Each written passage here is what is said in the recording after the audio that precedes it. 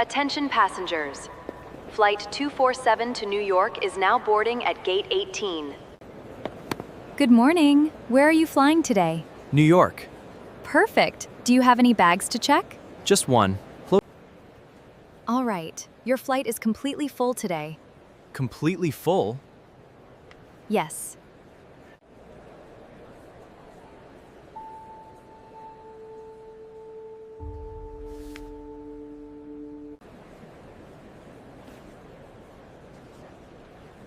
Wait.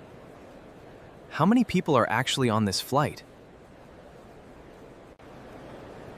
There can't be enough seats for all these people.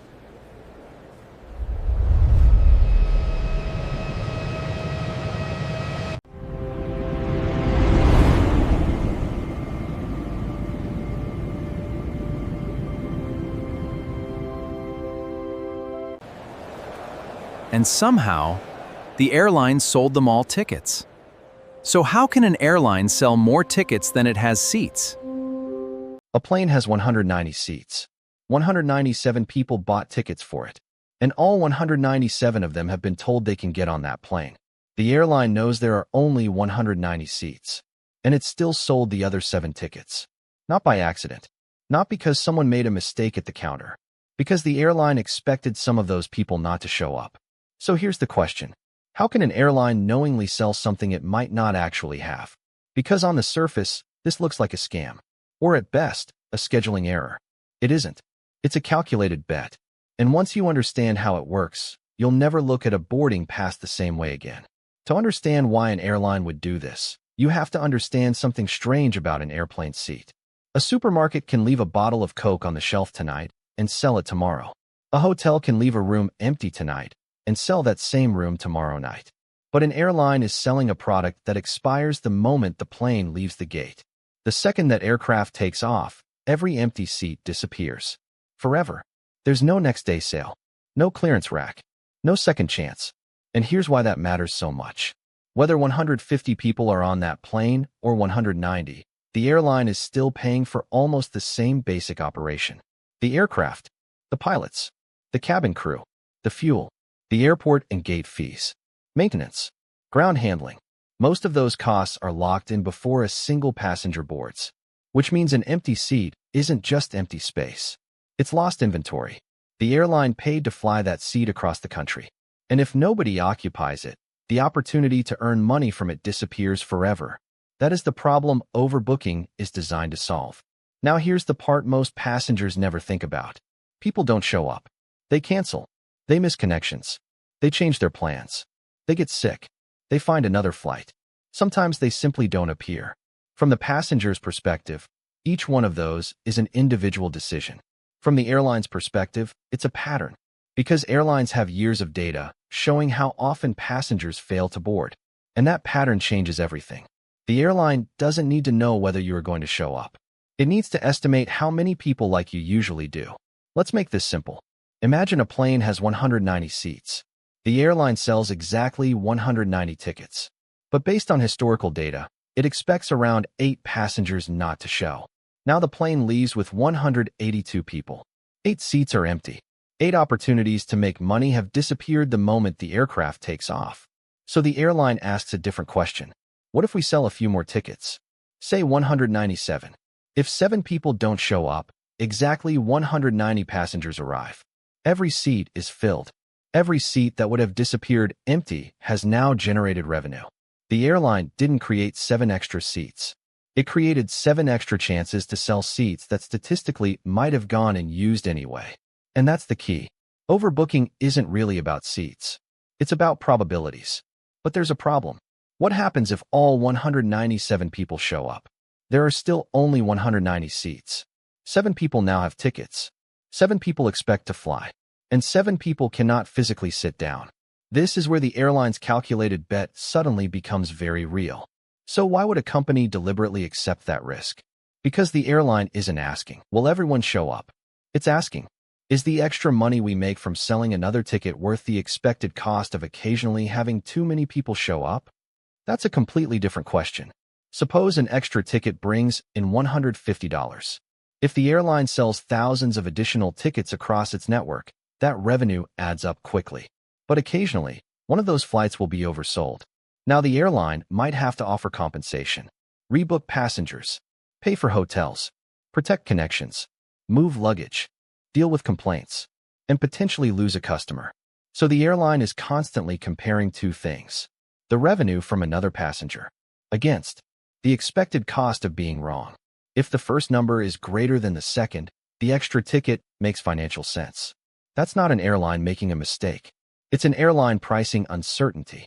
And if selling 7 extra tickets works sometimes, you might ask, why not sell 20? Why not 30?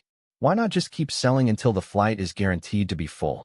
Because every additional ticket increases the risk. The first few extra bookings might be relatively safe. But as you keep adding passengers, the probability that too many people show up rises. Eventually, the expected cost of dealing with the problem becomes greater than the revenue from selling another ticket. That's where the airline stops. It's looking for a very specific balance. Sell too few tickets, and it regularly flies with empty seats.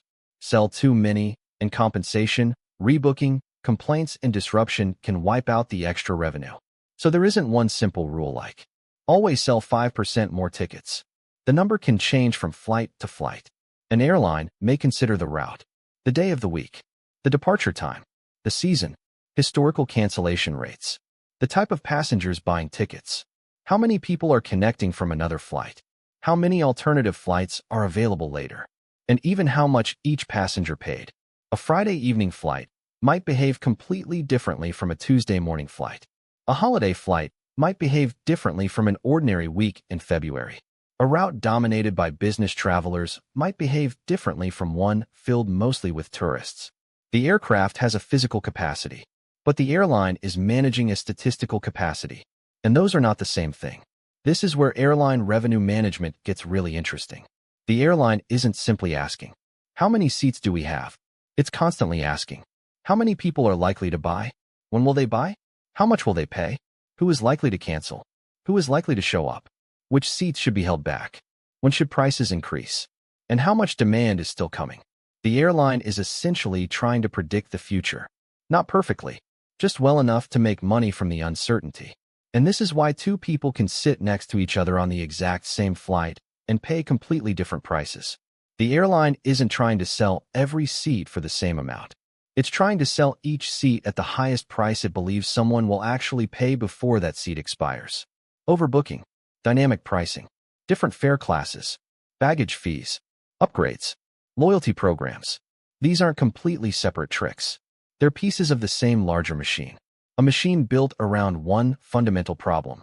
An airplane has a fixed amount of capacity, and that capacity disappears every time the plane takes off.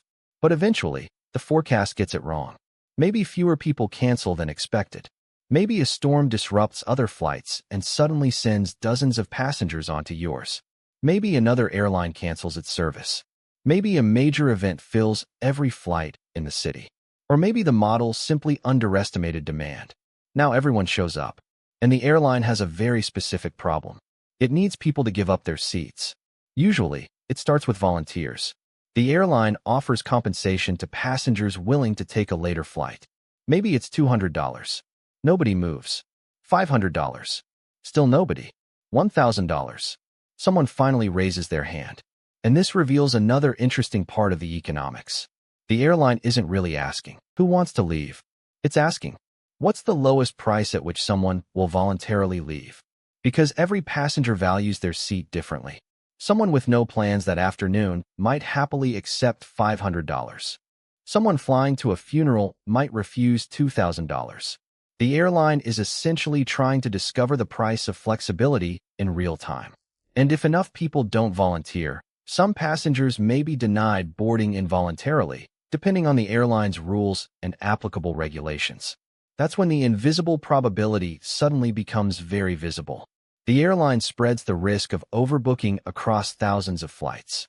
But the passenger experiences the risk personally. To the airline, a 1% problem might be acceptable. To the passenger standing at the gate, that 1% could mean missing a wedding, a business meeting, an exam, a cruise, a connecting flight on the other side of the world. That's the uncomfortable part of the system. The airline experiences the risk statistically. The passenger experiences it personally. And this is why overbooking can feel unfair even when the economics behind it make sense. The airline sees thousands of flights, thousands of passengers, millions of historical decisions. It sees patterns. The individual passenger sees one ticket, one flight, one destination, and one very important promise. I'm supposed to be on that plane. Both perspectives can be true.